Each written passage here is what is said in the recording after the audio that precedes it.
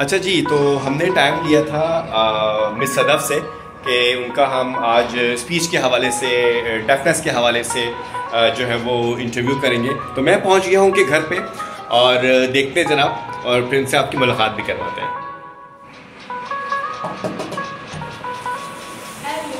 Hello, अस्सलाम वालेकुम, क्या हाल है? खैर से? ठीक ठाक? वक्त पे पहुंच गए? जी जी, बहुत अच्छे। क्या हाल है? ठीक ठाक है? खैर से? बहुत बहुत शुक्रिया, आज आपने टाइम दिया। और क्लिनिक बड़ा ज़बरदस्त है आपका।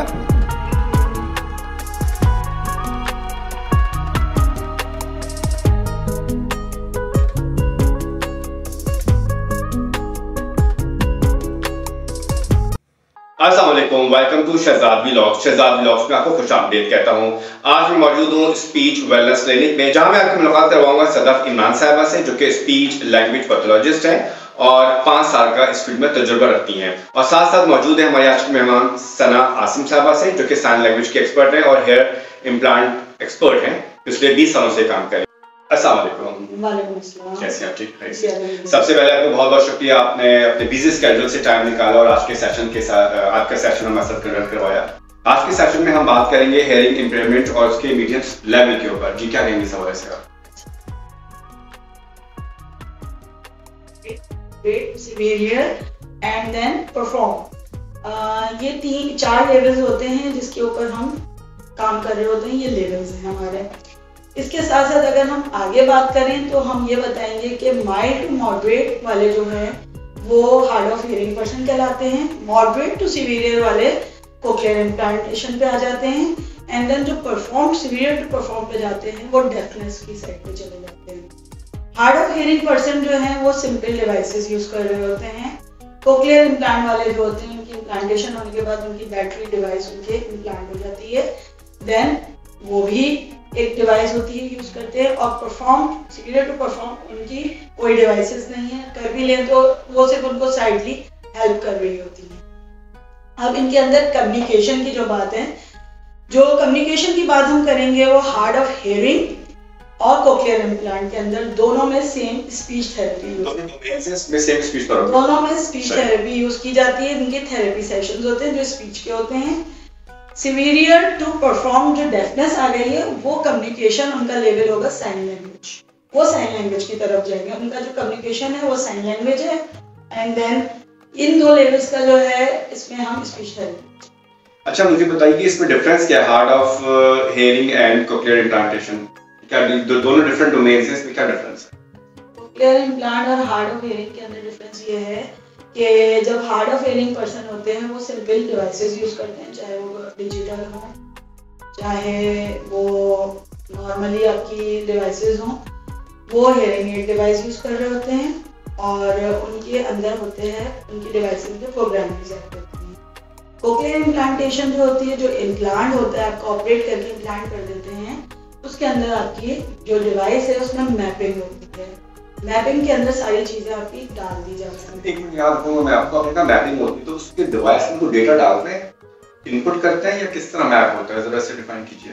बेसिकली ये ऑडियोलॉजिस्ट और ईएनटीज वगैरह के काम होते हैं। वो उसके अंदर प्रोग्राम ऑडियो के जो लोग होते हैं वो करते हैं, हियरिंग एड के अंदर प्रोग्राम्स डालते हैं कि इतने टाइम तक ये प्रोग्राम ऐड कर दिया गया है। अब इसी पे स्पीच थेरेपी को आगे हम लेके चलेंगे। जो मैपिंग है वो अलग तरह की होती है, जो कोक्लियर इम्प्लांटेशन में होती है। उसके अंदर वो उनकी डिवाइस में डाल दी जाती है चीजें, लाइक डिफरेंट साउंड्स, जो हम आगे भी आपको बताएंगे। अच्छा, अगर मुझे बताएं कि उस बच्चे के साथ जो कि डेफ है, साथ में उसके पेरेंट्स उसके घर में या फैमिली मेंबर में, लेकिन ज्यादा कोऑर्डिनेशन ऑब्वियसली पेरेंट्स का होता है, तो पेरेंट्स भी अब उसके डेफ हैं, सेम इशू है, तो किस तरह मैनेज किया जाएगा, क्या होगा इसके लिए? अच्छा, इसके लिए सबसे पहले ये चीज़ होती है कि जब हम बच्चा कोक्लियर इम्प्लांटेशन, क्योंकि हमारा बेसिक टॉपिक आज जो है वो कोक्लियर इम्प्लांट है, तो हम कोक्लियर इम्प्लांट पे जब अगर हम बात कर रहे हैं तो स्पीच थेरेपी के लिए जब बच्चा आ रहा है हमारे पास, तो हम उसकी जब थेरेपी स्टार्ट करते हैं अपनी टेक्निक्स के थ्रू, डिफरेंट टेक्निक्स जो हम आगे भी थोड़ी देर में आपको बताएंगे, तो उसके अंदर हम लाजमी पेरेंट्स को इन्वॉल्व करते हैं। अगर बच्चा के पेरेंट्स डेफ हैं, दोनों फादर मदर, तो हम सबसे पहले उनके ब्लड रिलेशन सिबलिंग्स पे जाएंगे। या पेरेंट के जो फादर हैं या बच्चे के नाना नानी या दादा दादी वॉटेवर जो उनके घर में रिलेटिव्स हैं, जो उनके साथ रह रहे होते हैं, चचा ताया मामू, इस तरह के लोग हैं, उनको हम इन्वॉल्व करेंगे और उनकी साथ साथ उनको गाइडलाइंस देंगे थेरेपीज के अंदर। उनको बताएंगे कि हम किस तरह से यहाँ पे थेरेपी कर रहे हैं और आप किस तरीके से अपने घर के एनवायरनमेंट में ये चीजें ऐड कर सकते हैं। सही। अच्छा, इम्प्लांटेशन की ट्रीटमेंट ले ली, उसके कितने ड्यूरेशन में, कितने अरसे बाद आपने थेरेपी स्टार्ट करवा? अच्छा, जब हमारे पास बच्चा पैदा हुआ तो सबसे पहले जब बच्चा पैदा होता है तो उसके सारे टेस्ट होते हैं, डॉक्टर सारे टेस्ट करते हैं। नॉर्मली हर बच्चे की पैदाइश के बाद उसके कंप्लीट टेस्ट होते हैं। उस पर ये चीज़ अगर पता चल गई कि बच्चे के अंदर डेफनेस आ रही है या उसके अंदर साउंड्स उसकी मतलब लेवल नहीं इतना है कि वो सुनने की सलाहियत नहीं रख रहा है, तो डॉक्टर वहाँ पे डिक्लेयर कर देता है कि आगे जाके इसके मतलब हम इम्प्लांटेशन पे जा सकते हैं। तो अब अगर हमने इम्प्लांटेशन करनी है तो इम्प्लांटेशन के लिए राइट टाइम जो होता है वो 9 मंथ्स का होता है कि हम 9 मंथ तक इम्प्लांटेशन कर लें अकॉर्डिंग डॉक्टर्स सजेशन। फिर जब इम्प्लांटेशन हो जाती है तो इम्प्लांटेशन के आफ्टर इम्प्लांटेशन के 6 to 8 वीक्स बाद हम स्पीच थेरेपी की तरफ आ जाते हैं। अगर बच्चे की इम्प्लांटेशन फॉर एग्जाम्पल हुई है 9 मंथ्स में, तो बच्चा 1 साल का भी नहीं अभी हो रहा है तो आप उसकी या 1 साल के करीब है तो आप उसकी स्पीच स्टार्ट करवा दें, स्पीच थेरेपी सेशन स्टार्ट करवा दीजिए। वो एक आइडियल टाइम पीरियड होता है क्योंकि उसमें स्पीच थेरेपी इफेक्टिव होती है। अदरवाइज अगर आप उसको डिले कर देंगे तो स्पीच थेरेपी इफेक्टिव नहीं होगी। तो कौन कौन से ऐसे टेस्ट हैं जो कि इम्प्लांटेशन से पहले कराए जाते हैं? इसके अंदर हमारे जो टेस्ट है वो ये है, सबसे पहले हम जो टेस्ट की बात करेंगे ऑडियोलॉजिस्ट टेस्ट है, जो ऑडियोलॉजिस्ट करता है। उसके अंदर वो लेवल चेक करते हैं डेफनेस के कि माइल्ड है, मॉडरेट है, सीवियर है या परफॉर्म है। जैसे कि मैंने बताया कि मॉडरेट टू सीवियर वाले की हम इम्प्लांटेशन पे जाते हैं। अगर वो माइल्ड टू मॉडरेट है तो हम सिंपल हियरिंग डिवाइस पे जाएंगे। ये लेवल आ गया हमारे पास। फिर उसके बाद हमारे पास एक साइकोलॉजिकल टेस्ट होते हैं जो कि वो अपनी असेसमेंट के थ्रू कॉग्निशंस पता करते हैं, कॉग्निटिव स्किल्स पे काम करते हैं, उनकी टेस्ट होते हैं। थर्ड हमारा होता है MRI टेस्ट जो ब्रेन से रिलेटेड होता है। इन 3 टेस्ट की कंफर्मेशन के बाद हम कोक्लियर इम्प्लांटेशन की तरफ जाते हैं।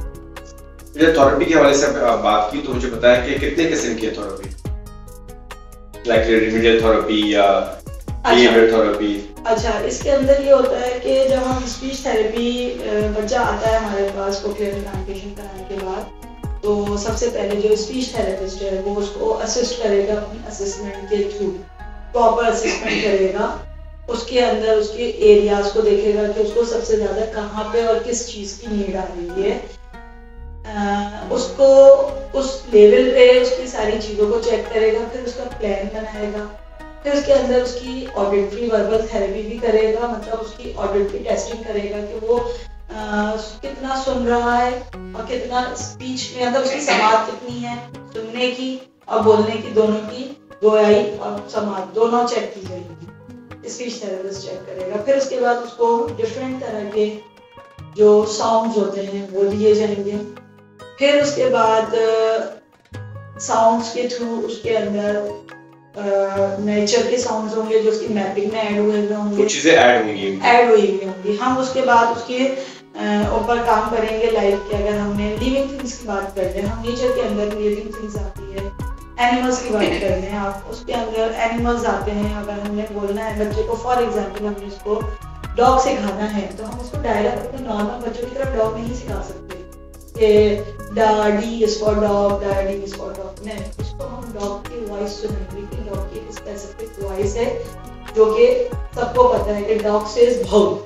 तो अब वो जो भाऊ कर रहा है तो वो उसके साथ उसे एसोसिएट रिलेट करेगा और देन उसकी एसोसिएशन उसकी बनाएंगे हम कि जब भी वो कभी कहीं भी अपनी सराउंडिंग में डॉग देखेगा तो उसकी वो कैटेगरी उसके आ जाएगी कि ये डॉग है। तो ये उसकी एक वॉइस के जरिए हमने काम किया। प्लस हम साउंड्स पे काम करते हैं जो हमारे अल्फाबेटिकल साउंड्स हैं, कॉन्सोनेंट्स और वोवेल्स दोनों पे काम करते हैं। उसके बाद हम जब वॉवेल्स और कॉन्स्टिट्यूएंट्स पे काम कर लेते हैं तो उसके अंदर हम वर्ड्स पे आते हैं, देन वोकैबुलरीज, देन सेंटेंस, यानी इजी टू कॉम्प्लेक्स। फिर ये हमारे एरियाज का ऐसा काम होता है और फिर बच्चे की वोकैबुलरी बढ़ती चली जाती है। और फिर वो इन सारी चीज़ों के साथ साथ मैं ये भी बताऊंगी कि आपके ये सारे सेशंस में पेरेंट्स की इन्वॉल्वमेंट बहुत इम्पोर्टेंट है। पेरेंट्स वो सेशन में इन्वॉल्व रहेंगे। अच्छा, आपने बड़ी अच्छी बात की जी, बिल्कुल आपकी बात करता हूँ, जैसे पेरेंट्स की इन्वॉल्वमेंट बहुत ज़रूरी है। तो इम्प्लांटेशन हो गई, उसके बाद कभी ऐसा हुआ आपके साथ के या पेरेंट्स आपके साथ आए हैं कंप्लेन लेके और बहुत टाइम बाद में बहुत ज़्यादा गैप ले लिया थेरेपी में, और आफ्टर सर्टेन टाइम वो थेरेपी ले रहे हैं, वो फिर अब यूजलेस है और तब हैंगर में इलाज भी करा, तो कभी ऐसा हुआ? कोई एग्जांपल है आपके पास?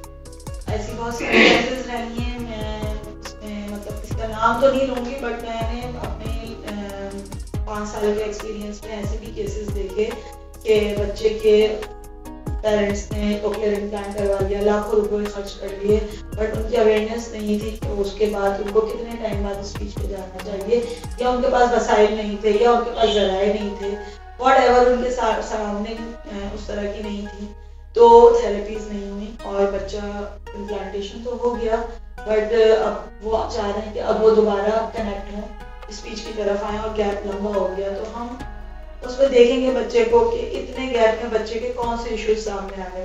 इधर उसके अंदर बिहेवियर इश्यूज आ सकते हैं, उसकी एग्रेशंस बढ़ गई होंगी, उसको कम्युनिकेशन गैप की वजह से वो अपनी बात सामने वाले के साथ ना करने की वजह से टेंट्रम शो करने लगा होगा।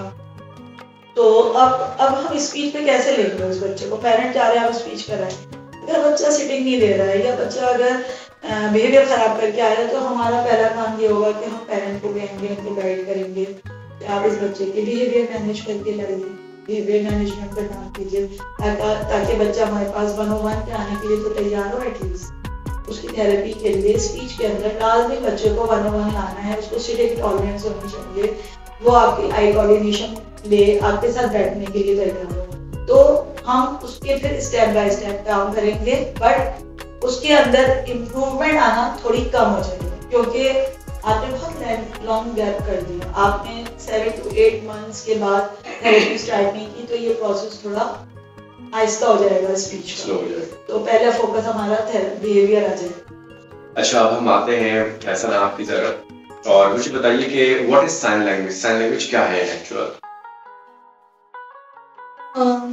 सबसे पहले थैंक यू। साइन लैंग्वेज जो है वो एक वे ऑफ कम्युनिकेशन है उन लोगों के लिए जो मुकम्मल तौर पे डेफ हैं, जो सुन नहीं सकते और बोल नहीं सकते, तो उनसे बातचीत करने के लिए जो इस्तेमाल किया जाता है वो है communication sign language. Sign language जो है वो सिर्फ हाथों के इशारे नहीं, साथ में आपके जो फेस के एक्सप्रेशंस हैं, आपकी बॉडी लैंग्वेज है और आपके जो जेस्चर्स हैं, वो सब उसमें शामिल होते हैं। तो मुकम्मल तौर पे एक साइन लैंग्वेज होती है, और इस साइन लैंग्वेज से जो डेफ हैं वो बात को मुकम्मल तौर पे समझने की सलाहियत जो है वो रखते हैं। अच्छा, जो डेफ हैं वो अगर साइन लैंग्वेज सीख लेते हैं, लेकिन ये किस हद तक जरूरी है कि उनके और फैमिली मेंबर्स, उनके पेरेंट्स या और जो भी रेलेवेंट लोग हैं उनको भी आना साइन लैंग्वेज बहुत जरूरी है, ताकि वो भी इस चीज़ को समझ सके और बच्चे की जिंदगी आसान हो जाए गुजारना? ये बहुत अच्छा आपका सवाल है। जो डेफ लोग हैं उनके लिए बहुत ज़रूरी है कि उनकी जो फैमिली में दूसरे लोग हेयरिंग हैं, जो सुन और बोल सकते हैं, तो वो इशारों की इस ज़ुबान जो लैंग्वेज है इसको सीखें, ताकि वो डेफ लोग जो उनके घर के अंदर मौजूद हैं उनसे बात कर सकें, उनकी बात को समझ सकें और अपनी जो बात है वो उसको बता सकें और समझा सकें। अच्छा, हमारी सोसाइटी में बहुत कॉमन है कि कजन्स मैरिज होती है, रिश्तेदारों में मैरिज हो रही है, तो उसका भी इम्पैक्ट होता है कि कोई और भी वजह है, कोई और भी कॉज है डेफनेस के? अच्छा, जो डेफनेस के वजूहात हैं, डेफनेस की जो हैं 2 वजूहात होती हैं। सबसे पहली है कॉन्जेनिटल डेफनेस और नंबर 2 है एक्वायर्ड डेफनेस। अच्छा, इसका मतलब ये होता है, कॉन्जेनिटल डेफनेस का मतलब होता है पैदाइश से पहले की डेफनेस का होना, और एक्वायर्ड डेफनेस का मतलब है कि पैदाइश के बाद किसी भी वजह से डेफ हो जाना। अब हम इसके कॉजेज़ की तरफ बढ़ेंगे तो अगर हम कॉन्जेनिटल डेफनेस की बात करें जो कि पैदाइश से पहले है, उसकी वजूहात में है जैसे फैमिलीज़ में शादी होना, और जो है वो मदर का जो है वो प्रॉपर ख्याल नहीं रखना, और इसके अलावा कोई भी तेज़ आवाज़ का सुनना, या मदर का जो है वो अच्छी ग़िज़ा ना खाना, और इसके अलावा कि जैसे तो मैं ये कहना चाह रहा हूँ कि आप ये कहना चाह रही हैं कि अगर कोई मदर है जो कि अभी कंसीव के प्रोसेस से गुजर रही है, उस दौरान जो चीज़ें प्रॉब्लम्स फैमिली की तरफ से आ रही हैं, वो प्रॉब्लम्स कहना चाह रही हैं आप? जी, मैंने जैसे कि आपको बताया कि जो कॉन्जेनिटल डेफनेस है उसमें बिल्कुल ऐसा होता है कि फैमिली जो है, अगर जो मदर प्रेग्नेंट हैं और उनका प्रॉपर तौर पे केयरिंग नहीं की जा रही है, और उनके खाने की चीज़ों का ख्याल ना रखना, उनके आराम का ख्याल ना रखना, और इसके अलावा अगर मदर खुद अपना ख्याल नहीं रख रही, वो किसी भी किस्म की कोई भी ड्रग्स वगैरह इस्तेमाल कर रही हैं, या कोई भी उनको जो है वो बीमारी जैसे शुगर की उनको प्रॉब्लम है पहले से फैमिली में, तो ये तमाम जो है वो चीज़ें हैं जो कि जो है वो पैदा होने से पहले ही डेफनेस का जो है वो चांसेस हो सकते हैं। डेफनेस की वजूहात दो हैं। सबसे पहले कॉन्जेनिटल डेफनेस, और नंबर 2 इज़ एक्वायर्ड डेफनेस। अभी हम पहले बात करते हैं कि कॉन्जेनिटल डेफनेस क्या होती है। ये वो होती है जो पैदाइश से पहले होती है, और उसकी जो वजूहात हैं उसमें किसी भी किस्म की जो है वो मदर का जो खुद वो अपना ख्याल ना रखें, किसी भी किस्म की वो ड्रग्स का इस्तेमाल कर रही हैं, या जो है वो किसी भी किस्म की जहनी परेशानी में हैं और अपने खाने का ख्याल नहीं रख रही, या कोई भी जो है वो तेज़ आवाज़ में चीज़ें जो है वो सुन रही हैं, तो ये सब वजूहात हो सकती हैं डेफनेस की। और इसके अलावा जो दूसरा जो पार्ट है हमारा वो है एक्वायर्ड डेफनेस, जो कि पैदाइश के बाद होता है। उसके जो वजूहात हैं उसमें है किसी भी किस्म की तेज़ आवाज़ का सुनना बच्चे का, इसके अलावा कोई भी कान में इन्फेक्शन है, या कोई भी तेज़ बुखार बच्चे को जब वो बेबी है या किसी भी उम्र में है लेकिन बच्चा है तो किसी भी किस्म की बीमारी की वजह से, तो ये तमाम वजूहात हैं। इसके अलावा भी हैं जैसे फैमिली में शादी होना, या बैक पे आपका कोई भी बायोलॉजिकल जो है वो प्रॉब्लम है कि फैमिली में पीछे से आपकी हिस्ट्री में कोई भी ऐसी इलनेस है जो कि ताल्लुक़ रखती है डेफनेस से, तो वो भी कॉज हो सकता है। इसके अलावा है एक्सीडेंटल डेफनेस का हो जाना, कोई भी किसी भी किस्म का एक्सीडेंट हो गया है और आप गिर गए हैं तो आपके चोट लग गई है, तो उसकी वजह से भी डेफनेस हो सकती है। अच्छा, अवेयरनेस के हवाले से बात बताइए कि किस तरह एजुकेट किया जाए डेफनेस बच्चों को, डेफ बच्चे हैं। डेफ बच्चों के लिए जो है वो प्रॉपर तौर पे डेफ स्कूल्स हैं जहाँ पे प्रॉपर तौर पे जो है वो कम्युनिकेशन के लिए साइन लैंग्वेज का इस्तेमाल किया जाता है, और बच्चे जो है वो अपनी तालीम बहुत अच्छे तरीके से हासिल करते हैं। इसके साथ मैं आपको बताऊं कि जो है जब हम कम्युनिकेट कर रहे होते हैं किसी भी डेफ के साथ, तो उसमें हम बच्चों को जो है वो रीडिंग भी सिखाते हैं और लिखना भी सिखाते हैं। साथ में उनके साइनिंग्स जो है वो उनको प्रॉपर वे में बताए जा रहे होते हैं, तफसील के साथ समझाया जा रहा होता है, तो बच्चे जो है वो अपनी तालीम जो है वो प्रॉपर हासिल करते हैं। अच्छा सदफ, मेरा आपसे सवाल है कि ऑडियो वर्बल थेरेपी क्या चीज़ है?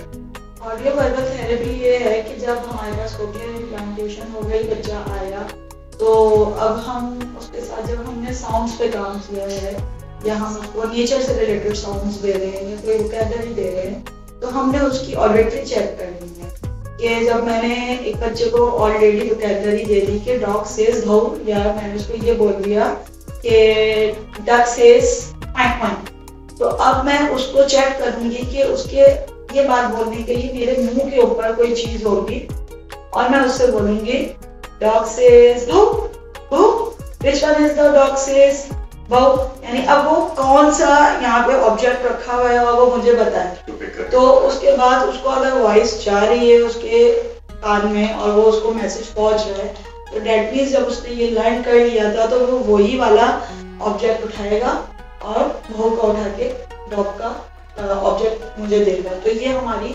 एवीटी टेक्निक कहलाती है, जो कि हम कोक्लियर इम्प्लांटेशन के जो बच्चे होते हैं उनके साथ भी करते हैं और हार्ड ऑफ हियरिंग के साथ भी कर रहे होते हैं, दोनों में हम यूज करते हैं।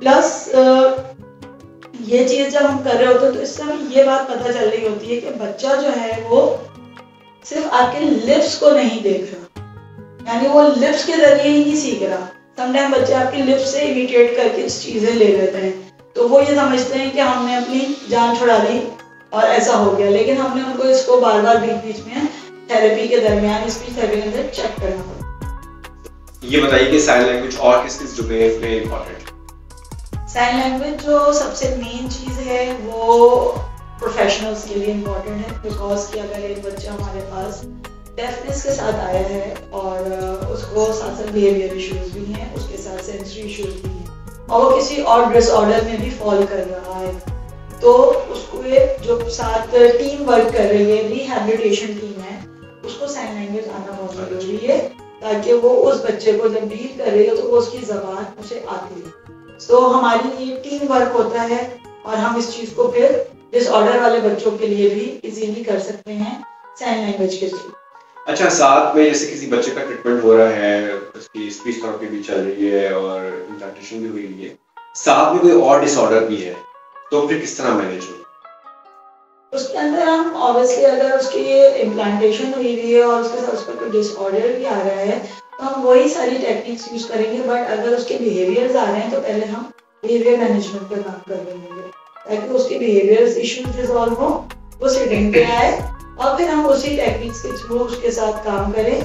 बट उसके अंदर थोड़ा हमारा प्रोसेस लंबा हो जाएगा, हम उसको थोड़ा लेंथी प्रोसेस में करेंगे। अगर फॉर एग्जाम्पल एक बच्चा ऑटिज्म है और उसका इम्प्लांटेशन भी हुआ है और वो ऑटिज्म नॉर्मली सुन के रिप्लाई नहीं देते, ठीक है, तो हाँ वहाँ थोड़ी मुश्किल आ जाती है, यहाँ हमारा डबल काम हो जाता है। तो इसमें हम पेरेंट्स को भी इन्वॉल्व कर रहे होते हैं और डबल चीजें हमारी साथ साथ चल रही होती हैं कि हमने ऑटिज्म वाली टेक्निक भी यूज करनी है, प्लस हमने कोक्लियर इम्प्लांटेशन वाली भी टेक्निक यूज करनी है। लेकिन अगर ऑटिज्म का बच्चा है और वो बिहेवियर के साथ आ रहा है और इम्प्लांटेशन भी हुई है तो हम पहले उसकी बिहेवियर मैनेजमेंट करवा रहे होंगे, फिर हम उसके साथ स्पीच पे काम करेंगे उसी टेक्निक्स के। अच्छा, एक सवाल बहुत इंपॉर्टेंट है, वो ये कि अगर थेरेपिस्ट ने अपने एक ड्यूटी कर दी, अपनी जिम्मेदारी के साथ काम कर रहे हैं, वहाँ पे पेरेंट का किस हद तक इम्पोर्टेंट रोल है कि उनका भी प्रॉपर जो है वो उसमें पार्ट होगा, उन्होंने भी बच्चे के साथ पूरी साइकिल में पार्टिसिपेट करना है?